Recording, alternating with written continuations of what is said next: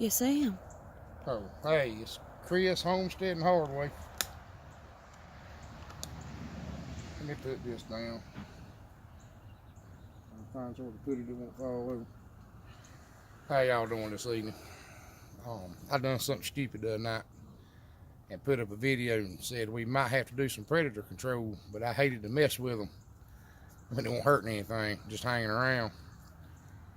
And one of our resident coyotes decided it'd be a good idea to eat some chickens. I guess he heard me. He must have been sitting outside the window and heard me talking. But I've been sitting out here, I don't know, right good while waiting on him. He comes right across this pasture about dark every evening. And I was here waiting on him today, and he come out. When I seen him, he come off the end of that building, run right through these cows and made it to that standing corner. I couldn't get a shot at him. He was right under my feet.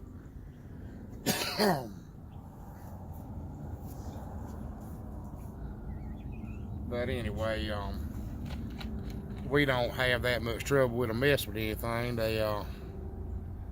Back we had goats and sheep, they were tough on kid goats. We lose, before I started doing something about it, we lose probably 25% of our kid goats to them every year. And a few lambs. The majority of the sheep problems we had was dogs.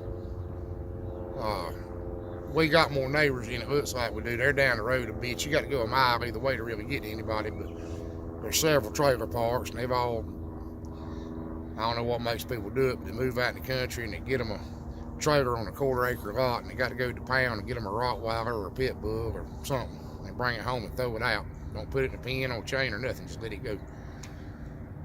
And they're pretty hard on your sheep. They wouldn't get one or two. They'd get them all. Several times we had to buy more.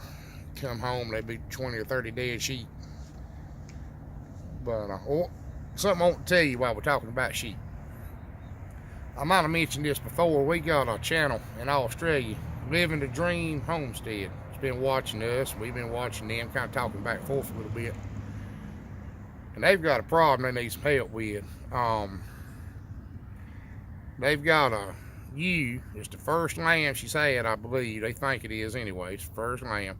And she won't take it. And that's bad enough. But then they docked and banded their lambs the other day, and I guess they handled one of them, maybe a little too much or whatever, but now you won't take him back. And I told them everything I know to help them. We have some tricks. I mean, we do stuff like that all the time. This red cow over here, that black calf is not her calf. And she took her when she was a month old. We got to take her when she was a month old. The red calf over there is hers. But there was an old trick where you could milk the goat or the ewe and put a little milk on the lamb or the kid and rub it in. It'd make her smell more like the ewe. And most of the time they would take them. We used to have dairy goats, and I had some that would take about any kids you want them to take. We'd put 3 or 4 kids on one goat. Never had much trouble. We don't have any trouble getting most of my cows to take a calf. But they're just having a fit. And there was some old trick with baby powder. You could put baby powder on them and get them to take it. They have to have their own baby, and then you rub both the babies with baby powder, and they'll take the extra. That might have been it. But I haven't even told them about that. The milk trick didn't work. But I know a lot of my little homes, a lot of the people that follow me or watch me these little homesteads, and I know a lot of you got goats and some of you got sheep. Mama tried homestead down in Georgia. She's got goats, I know.